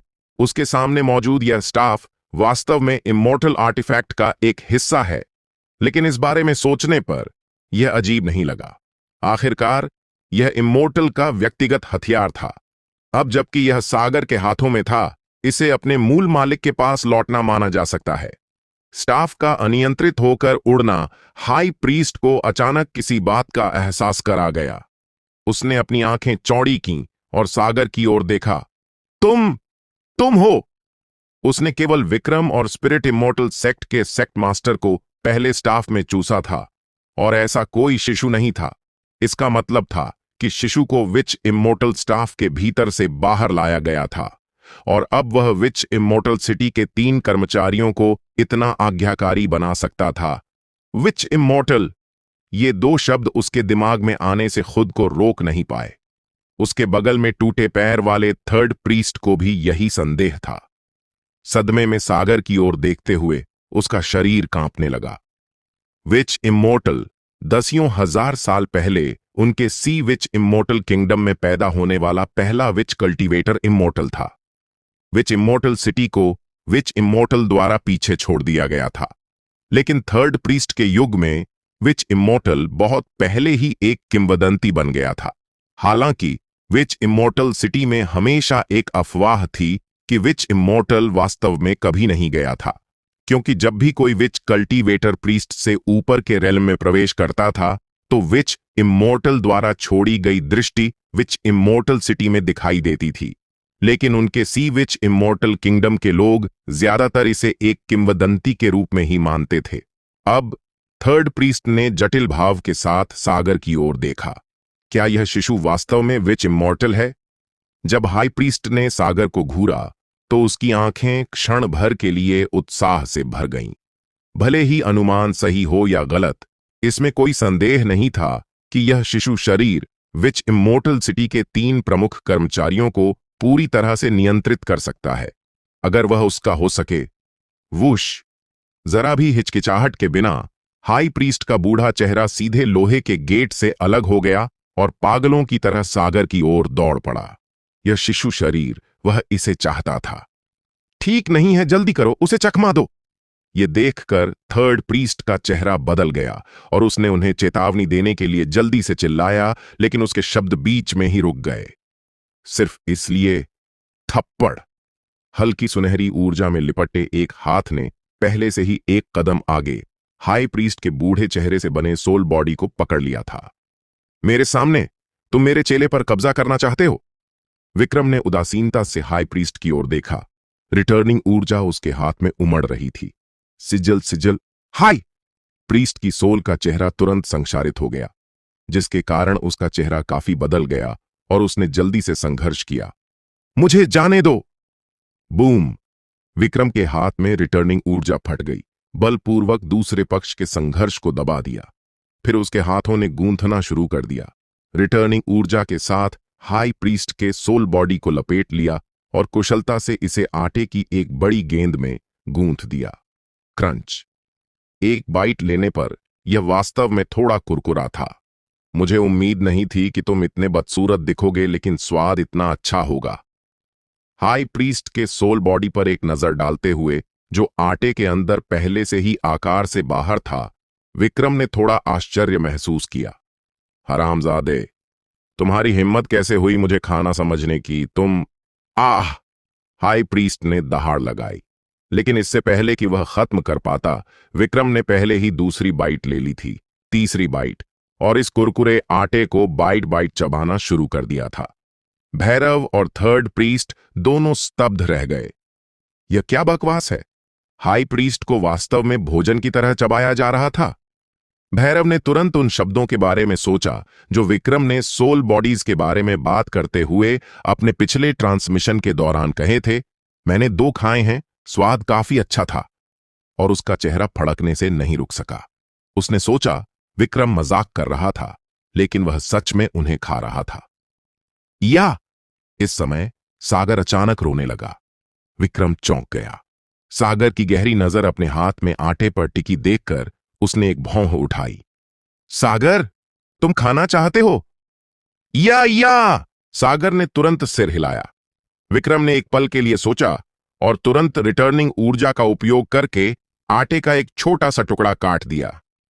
हाय! प्रीस्ट ने एक तीखी चीख निकाली। विक्रम ने उसे नजरअंदाज कर दिया और सागर को छोटा सा टुकड़ा सौंप दिया। थोड़ा खाकर देखो, अगर नहीं खा सको तो तुरंत थूक देना। या! सागर ने तुरंत उसे अपने छोटे हाथ से ले लिया। उसके चेहरे पर उत्साह की झलक दिखाई दे रही थी। उसने वास्तव में अपने मुंह में कुछ दांतों को संघनित करने के लिए विच पावर का उपयोग किया और सोल बॉडी के उस छोटे से टुकड़े को काट लिया। कुछ देर चबाने और कुरकुरे करने के बाद उसने फिर उसे निगल लिया और धीरे धीरे निगल लिया। उसके चेहरे पर तुरंत संतुष्टि की झलक दिखाई दी। साथ ही नंगी आंखों से देखा जा सकता था कि सागर का छोटा सा शरीर वास्तव में थोड़ा बड़ा हो गया था। विक्रम को आश्चर्य हुआ, लेकिन उसने तुरंत प्रतिक्रिया दी। इमॉर्टल आई आर्ट द्वारा उसे दिए गए कल्टीवेशन सुझावों ने उसे सागर को कुछ स्पिरिट मेडिसिन और मेडिसिनल पिल्स खिलाने के लिए कहा जो सोल को बढ़ा सकते हैं। ऐसा लग रहा था कि सोल को बढ़ाने वाली ऐसी चीजें खाने से सागर का विकास तेज हो सकता है। यह सोचकर विक्रम ने आटे के बचे हुए आधे टुकड़े को चबाना बंद कर दिया और सीधे तौर पर इसे सागर को खिलाने के लिए छोटे टुकड़ों में काटने के लिए रिटर्निंग ऊर्जा का उपयोग किया। सागर ने किसी को भी मना नहीं किया, एक एक बाइट चबाकर और निगलकर, आ हरामजादे, तुम्हारी बहुत ही भयानक मौत होगी, आ इस तरह से काटे जाने पर हाई प्रीस्ट दर्द से पागल होकर गरज रहा था। राक्षस! उसके सामने यह इंसान बस एक राक्षस था। उसने वास्तव में उसे भोजन के रूप में माना और इससे भी बदतर वे इसे साझा कर रहे थे। एक तरफ भैरव और थर्ड प्रीस्ट दोनों का मुंह फड़क गया। हालांकि रिटर्निंग ऊर्जा में लिपटे और पेस्ट्री की तरह टुकड़ों में कटे हुए सोल बॉडी को देखते हुए वे अपनी लार निगलने से खुद को नहीं रोक सके। स्वाद अच्छा था या नहीं, यह एक बात थी, लेकिन वे महसूस कर सकते थे कि इस तरह के सोल बॉडी को खाने से किसी की सोल की शक्ति सीधे तौर पर मजबूत हो सकती है। आखिरकार यह एक सोल ट्रांसफॉर्मेशन स्टेज के पावर हाउस की सोल थी। इसने उन्हें विक्रम से और भी अधिक चकित कर दिया। किसी को पता होना चाहिए कि एक पावर हाउस की सोल को निगलना आमतौर पर मुश्किल होता है। फिर भी विक्रम की हल्की सुनहरी ऊर्जा सोल बॉडी को संसाधित कर सकती थी, इसे लपेट सकती थी और इसे भोजन के रूप में मान सकती थी। इस तरह की ऊर्जा के बारे में बस सुना ही नहीं गया था। विक्रम ने उन दोनों को नजरअंदाज कर दिया और वर्तमान में सागर के परिवर्तनों को ध्यान से घूर रहा था। हाई प्रीस्ट के सोल बॉडी के बाकी हिस्से को खाने के बाद सागर का शरीर एक छोटे शिशु से काफी बढ़ गया था। कुछ ही मिनटों में वह 2 या 3 साल के बच्चे के आकार का हो गया था। या वह गोल चेहरा और भी प्यारा लग रहा था। विक्रम उसे अपनी बाहों में पकड़ने में मदद नहीं कर सका। उसका सिर थपथपाया और मुस्कुराया। सागर, मुझे मास्टर बुलाओ। मास्टर। सागर ने वास्तव में एक आवाज निकाली। हालांकि स्वर बिल्कुल सही नहीं था, लेकिन विक्रम फिर भी मुस्कुराए बिना नहीं रह सका। साथ ही वह उदासीनता से बोला, तुम दोनों क्या सोचते हो कि तुम कहां जा रहे हो? उसने देखा कि थर्ड प्रीस्ट और भैरव दोनों चुपचाप आगे बढ़ रहे थे, हॉल के निकास के मार्ग की ओर बढ़ रहे थे। उसके शब्द सुनकर उनके चेहरे बदल गए। Whoosh whoosh! लेकिन बिना किसी हिचकिचाहट के दोनों सीधे भाग खड़े हुए। औरोरा टावर के थर्ड मास्टर को विक्रम ने तुरंत मार दिया था और हाई प्रीस्ट को भोजन के रूप में खा लिया गया था। ऐसे भयानक विक्रम ने उनके दिलों को खौफ से भर दिया। विक्रम का सामना करते हुए वे अब केवल भाग सकते थे, लेकिन इससे पहले कि वे 2 कदम भी चल पाते, उन्होंने महसूस किया कि हवा का एक झोंका उनके पास से गुजरा है। फिर उन्होंने प्रतिक्रिया की। सागर को पकड़े हुए विक्रम पहले ही उनके सामने आ चुका था। तुम दोनों को यहां से जाने की इतनी जल्दी क्यों है? मैं अभी भी तुम लोगों से बात करना चाहता हूं। अपने सामने मुस्कुराते हुए विक्रम को देखकर भैरव और थर्ड प्रीस्ट ने अपने चेहरे सिकोड़ लिए। उनके दिलों में निराशा की लहर दौड़ गई। भागने का कोई रास्ता नहीं था। Boom boom! विक्रम ने कोई शब्द बर्बाद नहीं किया। सीधे गहरे नीले रंग की विच पावर की 2 धाराओं को घनीभूत करके उनके शरीर के अधिकांश हिस्से को ढंक लिया। केवल उनके सिर को खुला छोड़ दिया। तभी वह मुस्कुराया और बोला, अब तुम्हारे पास 2 विकल्प हैं, या तो मेरे सामने आत्मसमर्पण कर दो या मर जाओ। भैरव और थर्ड प्रीस्ट दोनों चुप हो गए। हालांकि जैसे ही वे चुप हुए, उन्होंने महसूस किया कि उनके शरीर को ढंकने वाली गहरी नीली विच पावर तेजी से इकट्ठा हो रही है और तुरंत उनके शरीर को ऐसे निचोड़ने लगी जैसे उन्हें कुचलने वाली हो। यह प्रीस्ट आत्मसमर्पण कर सकता है, लेकिन इस प्रीस्ट का एक सवाल है, थर्ड प्रीस्ट बोला। उसकी नजर अनजाने में विक्रम की बाहों में सागर पर पड़ी। आखिर इस बच्चे की पहचान क्या है? विक्रम मुस्कुराया। वह मेरा चौथा चेला है सागर। वह अभी कुछ देर पहले ही पैदा हुआ था। अभी पैदा हुआ? उसके बगल में भैरव यह सुनकर अपना मुंह सिकोड़ लिया। अभी पैदा हुआ है और उसने सीधे तौर पर हाई प्रीस्ट को पीट दिया। चेला? यह सुनकर थर्ड प्रीस्ट विक्रम की ओर अपनी आंखें चौड़ी करके देखने से खुद को नहीं रोक सका। विक्रम ने कोई ध्यान नहीं दिया, बस सागर की ओर मुस्कुराया और कहा, सागर, मुझे फिर से मास्टर बुलाओ। मास्टर, सागर ने बचकानी आवाज में पुकारा। विक्रम मुस्कुराया और सागर ने प्यार से उसकी गर्दन रगड़ी। विक्रम के साथ सागर के प्यार भरे हाव भाव को देखकर थर्ड प्रीस्ट की आंखें थोड़ी सिकुड़ गईं। फिर उसने गंभीरता से कहा, यह प्रीस्ट आत्मसमर्पण करने को तैयार है। अच्छा है। यह सुनकर विक्रम मुस्कुराया। फिर उसने अपने बगल में भैरव की ओर देखा। और लीडर भैरव का क्या? भैरव चुप रहा। जेड स्टोन पायरेट ग्रुप जैसे एक प्रमुख बल के नेता के रूप में वह किसी और के सामने कैसे आत्मसमर्पण कर सकता था? असंभव। जैसे ही वह यह सोच रहा था, उसे अचानक महसूस हुआ कि उसके शरीर को ढंकने वाली विच पावर ने अपने निचोड़ने वाले बल को तेज कर दिया है, जिससे उसके कपड़े फट गए और उसकी त्वचा पर दरारें आ गईं। चूंकि तुम आत्मसमर्पण नहीं करोगे, तो मैं केवल माफी मांग सकता हूं लीडर भैरव, विक्रम ने शांति से कहा, सीधे अपना हाथ लहराते हुए और विच पावर के निचोड़ने वाले बल को बढ़ाते हुए। रुको! भैरव ने जल्दी से चिल्लाया, लेकिन विक्रम ने उसे नजरअंदाज कर दिया। अपने पूरे शरीर को फटने वाला महसूस करते हुए भैरव खुद को रोक नहीं पाया और गरजते हुए बोला, मैं आत्मसमर्पण करता हूं। यह आत्मसमर्पण करता है। विच पावर का निचोड़ना आखिरकार रुक गया। भैरव ने राहत की सांस ली, लेकिन उसका पूरा शरीर खून की एक परत से भीग चुका था, जिसमें कई खूनी घाव थे जो काफी भयानक लग रहे थे। क्या यह बेहतर नहीं होता अगर लीडर भैरव ने यह बात पहले ही कह दी होती? और ज्यादा कष्ट क्यों सहना? विक्रम थोड़ा मुस्कुराया। भैरव ने अपना मुंह सिकोड़ा और चुप हो गया। हालांकि वह थोड़ा अनिच्छुक था, वह मरना नहीं चाहता था। विक्रम को इस पर कोई आश्चर्य नहीं हुआ। कल्टीवेटर के लिए उनका कल्टीवेशन जितना ऊंचा होता है, वे मौत से उतना ही डरते हैं। आखिरकार कल्टीवेशन बहुत मेहनत से हासिल की जाती है। इतनी मेहनत करके इस स्तर तक पहुंचने के बाद कोई भी जल्दी मरना नहीं चाहेगा। थप्पड़ थप्पड़। विक्रम ने तुरंत भैरव और थर्ड प्रीस्ट की छाती पर एक एक हार्ट सप्रेशन आर्ट दबा दिया। दोनों को लगा जैसे उनका दिल डूब गया हो। साफ तौर पर कुछ जुड़ने का एहसास हो रहा था। उनके भाव उदास हो गए। उन्हें पता था कि उन्हें एक रेस्ट्रिक्शन के तहत रखा गया है। दिल में स्थित होने पर अगर इसे ट्रिगर किया गया तो यह जानलेवा होगा। विक्रम के होंठों पर मुस्कान आ गई। उसने इमोर्टल आई आर्ट का इस्तेमाल करके पहले ही उन दोनों की जांच कर ली थी। एक नैसेंट सोल स्टेज के मेजर अचीवमेंट स्टेज पर था। दूसरा ऐसा लगता था कि कभी सोल ट्रांसफॉर्मेशन स्टेज पर था, लेकिन अब नैसेंट सोल स्टेज के पीक पर गिर गया था, जिसमें प्रीस्ट के स्तर की विच पावर थी। ये उन peak golden core stage cultivators से कहीं ज्यादा मजबूत थे जिन्हें उसने पहले अपने अधीन किया था। इसके अलावा Bhairav Z stone pirate group का लीडर था। उसे अपने अधीन करना ब्लू सी के सबसे मजबूत समुद्री डाकू समूह को जीतने के बराबर था। शुरुआत में उसने केवल अपनी सेवा करने के लिए, एक छोटी सी शक्ति बनाने के लिए लोगों के एक समूह को अपने अधीन करने के बारे में सोचा था। अब ऐसा लग रहा था कि इस शक्ति को बड़े पैमाने पर देखा जा सकता है। क्यों ना सीधे तौर पर एक सुपर पावर बनाया जाए? विक्रम ने अपनी ठुड्डी सहलाते हुए सोचा।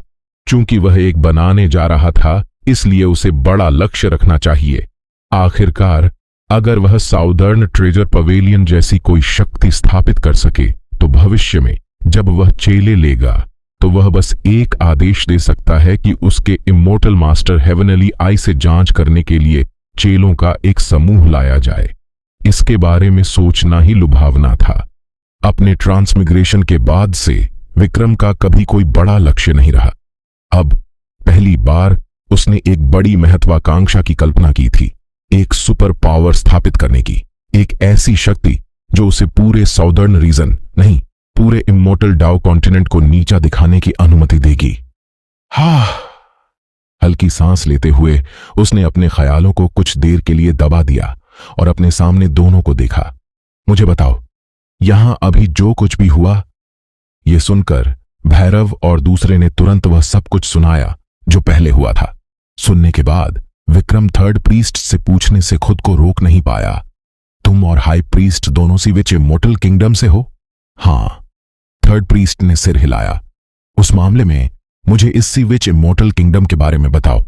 मैं उत्सुक हूं कि इसे कैसे नष्ट किया गया, विक्रम ने कहा। वह वास्तव में इस सी विच इमोर्टल किंगडम के बारे में उत्सुक था। आखिरकार 36 सोल ट्रांसफॉर्मेशन स्टेज की लेगेसी एसेंस ब्लड्स का होना यह संकेत देता था कि इस राज्य में कभी 36 सोल ट्रांसफॉर्मेशन स्टेज कल्टीवेटर्स थे। इसमें हाई प्रीस्ट को जोड़ते हुए, जो जीवन में सोल ट्रांसफॉर्मेशन स्टेज पर था, और उसके सामने मौजूद थर्ड प्रीस्ट, जिसकी कल्टीवेशन पहले कम नहीं हुई थी, वह भी सोल ट्रांसफॉर्मेशन स्टेज पर था। इससे 38 सोल ट्रांसफॉर्मेशन स्टेज कल्टीवेटर्स हो गए। इतनी ताकत के साथ वे संभवतः पूरे साउदर्न रीजन में एक आधिपत्य स्तर की शक्ति रहे होंगे। वे कैसे नष्ट हो सकते थे? जहां तक इमॉर्टल किंगडम का सवाल है, हमें 2000 साल से भी पहले से शुरुआत करनी होगी। थर्ड प्रीस्ट ने सुनाना शुरू करते हुए यादों में खो जाने वाला भाव दिखाया। उसके शब्दों से विक्रम धीरे धीरे इस सी विच इमॉर्टल किंगडम की पूरी तस्वीर जान गया। सबसे पहले ब्लू सी के आसपास की अफवाहें सच थीं। 2000 साल पहले यहां कोई ब्लू सी नहीं था। उस समय यह जगह ठीक वैसी ही थी जहां सी विच इमॉर्टल किंगडम स्थित था। यह अपने वर्तमान स्वरूप में जिस कारण से विकसित हुआ, वह था सी विच इमॉर्टल किंगडम के सम्राट का प्रस्थान। उस समय सी विच इमॉर्टल किंगडम में एक होली प्रीस्ट था, जो विच पावर के 7वें लेवल पर पहुंच गया था और कल्टीवेशन के मामले में उसने वॉइड रिफाइनमेंट स्टेज प्राप्त कर ली थी। यह व्यक्ति सी विच इमॉर्टल किंगडम का सम्राट था। सम्राट के अधीन 3 हाई प्रीस्ट और 100 से अधिक ग्रेट विच थे, जो सभी सोल ट्रांसफॉर्मेशन स्टेज रेल्म में थे। एक वॉइड रिफाइनमेंट स्टेज कल्टीवेटर, 100 से अधिक सोल ट्रांसफॉर्मेशन स्टेज कल्टीवेटर्स, साथ ही कई 100 नैसेंट सोल स्टेज कल्टीवेटर्स। उस समय सी विच इमॉर्टल किंगडम को पूरे साउदर्न रीजन में सबसे मजबूत कहा जा सकता था। कोई भी शक्ति इसकी बराबरी नहीं कर सकती थी। लेकिन इस पीक अवधि में सी विच इमॉर्टल किंगडम के सम्राट को परेशानी का सामना करना पड़ा। इस सम्राट को कभी गंभीर चोटें आई थीं, जिसके पीछे छिपी बीमारियां रह गईं, जिससे उसका जीवन काल काफी कम हो गया। जैसे ही उसकी बड़ी सीमा नजदीक आई, अपने जीवन को बढ़ाने का एक रास्ता खोजने के लिए वह तरीकों की तलाश करने के लिए सेंट्रल रीजन में गया। परिणाम स्वरूप वह बिना किसी खबर के दशकों तक गायब रहा। सम्राट के शासन के बिना जो शासक के रूप में कार्य करने के लिए जिम्मेदार था, वह सम्राट का चेला था, जो 100 से अधिक ग्रेट विच में से सी विच था। हालांकि यह सी विच काफी शक्तिशाली था, लेकिन उसे मनाना मुश्किल था, खासकर तब जब हाई प्रीस्ट महत्वाकांक्षी था और लंबे समय से सम्राट के पद की लालसा रखता था। अंततः सी विच इमॉर्टल किंगडम के सम्राट के गायब होने के पहले 100 वर्षों में हाई प्रीस्ट ने एक लंबी योजनाबद्ध तख्तापलट शुरू किया। 30 से अधिक ग्रेट विच और 100 से अधिक नैसेंट सोल स्टेज विच कल्टीवेटर्स का नेतृत्व करते हुए उसने विद्रोह का झंडा बुलंद किया। सी विच और 30 से अधिक ग्रेट विच अप्रत्याशित रूप से पकड़े गए और दुखद रूप से मर गए। जब तक बाकी लोगों को समझ में आता कि क्या हो रहा है, बहुत देर हो चुकी थी। हाई प्रीस्ट ने 2 विच इमॉर्टल स्टाफ जब्त कर लिए और सीधे उन लोगों का कत्ल करना शुरू कर दिया जिन्होंने उसका विरोध किया था। इस दौरान थर्ड प्रीस्ट भी गंभीर रूप से घायल हो गया था, जिससे उसकी कल्टीवेशन कम हो गई। वह बच गया क्योंकि सेकंड प्रीस्ट ने मौत के कगार पर उसे बचा लिया। लेकिन उस समय स्थिति पहले से ही अपरिवर्तनीय थी। एक चिंगारी को बनाए रखने के लिए सेकंड प्रीस्ट ने उसे आखिरी विच इमॉर्टल स्टाफ दिया, जो सम्राट के चेले ने उसे सुरक्षित रखने के लिए सौंपा था। फिर उसे और कई घायल ग्रेट विच को राज्य से बाहर भेज दिया। बाद में हाई प्रीस्ट को अपनी महत्वाकांक्षाओं में सफल होने से रोकने के लिए सेकंड प्रीस्ट ने सी विच इमॉर्टल किंगडम के नीचे भूमिगत विच पावर सी को खोलने के लिए अपनी जान की कीमत चुकाई।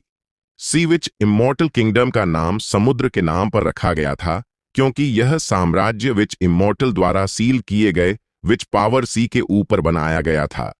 इसी विच पावर सी के कारण ही सी विच इमॉर्टल किंगडम का वातावरण हमेशा स्वर्ग और पृथ्वी विच पावर से भरा रहता था, लेकिन यह विच पावर सी बहुत विशाल था। एक बार फटने पर यह बहुत बड़ी तबाही मचा सकता था, इसलिए विच इमोर्टल ने एक सील लगा दी थी और सेकंड प्रीस्ट के जीवन ने सील के एक हिस्से को सफलतापूर्वक खोल दिया। जैसे ही यह सील हटी, राज्य में भूमिगत रूप से सील किया गया विच पावर सी पूरी तरह से फट गया। रातों रात विशाल सी विच इमोर्टल किंगडम जलमग्न हो गया और अंदर के अनगिनत लोग दुखद रूप से मारे गए। चूंकि समुद्र के पानी में अपार विच पावर थी, इसलिए बहुत कम सी विच और ग्रेट विच स्तर से ऊपर के विच कल्टीवेटर्स को छोड़कर जो इसका सामना कर सकते थे, बाकी सभी पूरी तरह से विरोध करने में असमर्थ थे।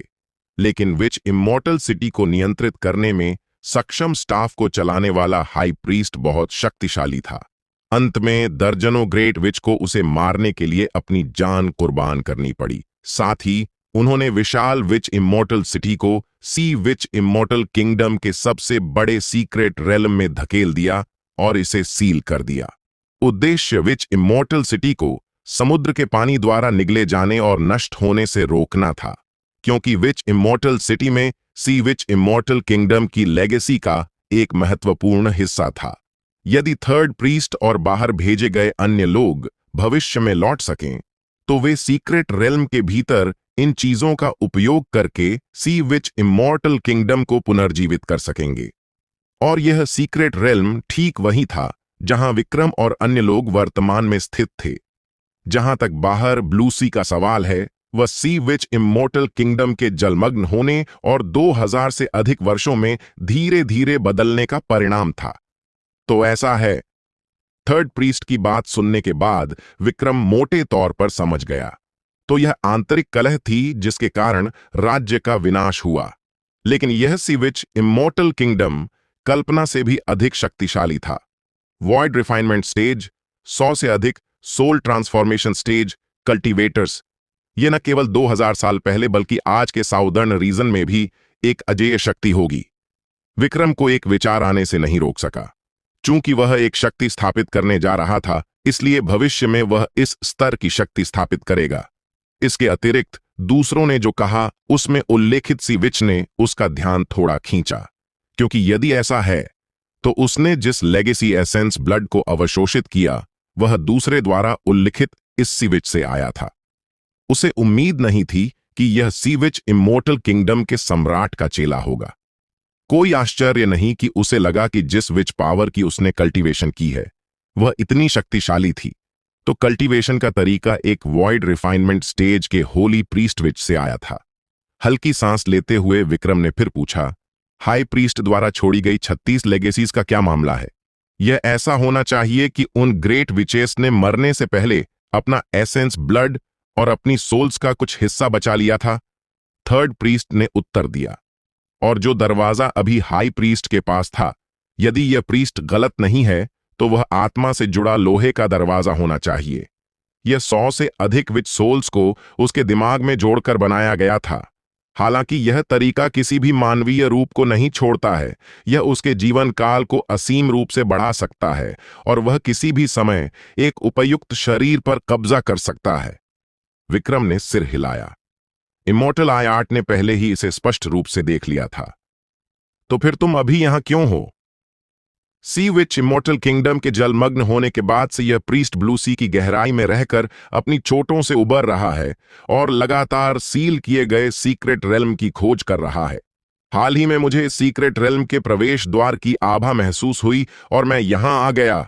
विक्रम ने अपनी भौहें उठाईं और पूछना जारी रखा, तो तुम्हारे नंबर 66वें टोकन का क्या मामला है? यह स्टाफ का उपयोग करके बनाया गया था। थर्ड प्रीस्ट ने सागर के नीचे मेंढक को देखा। क्रोक! अपने पूर्व मास्टर की नजर महसूस करते हुए मेंढक ने तुरंत टर्र टर्र की और उसके सामने विच पावर की एक धारा घनी हो गई। एक टोकन तुरंत दिखाई दिया।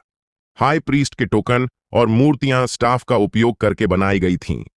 इस स्टाफ में विभिन्न विच पावर वस्तुओं में बदलने की क्षमता है और यह दूसरों के समान टोकन बना सकता है। अन्य 3 स्टाफ समान उत्पत्ति साझा करते हैं और सभी में विच इमोर्टल सिटी को नियंत्रित करने की क्षमता है। इसलिए जब मैं बदलने के लिए स्टाफ का उपयोग करता हूं तो हाई प्रीस्ट इसका पता नहीं लगा सकता है। विक्रम ने सिर हिलाया। उसने पहले इमॉर्टल आयाट के साथ यह परिवर्तन क्षमता देखी थी और जानता था कि दूसरा व्यक्ति झूठ नहीं बोल रहा था। अचानक कुछ सोचकर उसने फिर पूछा, तो तुमने पहले मूर्तियों के बीच कैसे टेलीपोर्ट किया था? यह भी स्टाफ की क्षमता है, थर्ड प्रीस्ट ने समझाया। ये लेगेसी मूर्तियां स्टाफ का उपयोग करके बनाई गई थीं। प्रत्येक दूसरों से जुड़ी हुई है, जिससे स्टाफ का उपयोग करके उनके बीच तेजी से टेलीपोर्टेशन किया जा सकता है। विक्रम ने भौहें उठाईं। सीधे शब्दों में कहें तो यह टेलीपोर्टेशन एरिज के बीच टेलीपोर्टेशन जैसा था, जो कोई बहुत असामान्य तरीका नहीं था।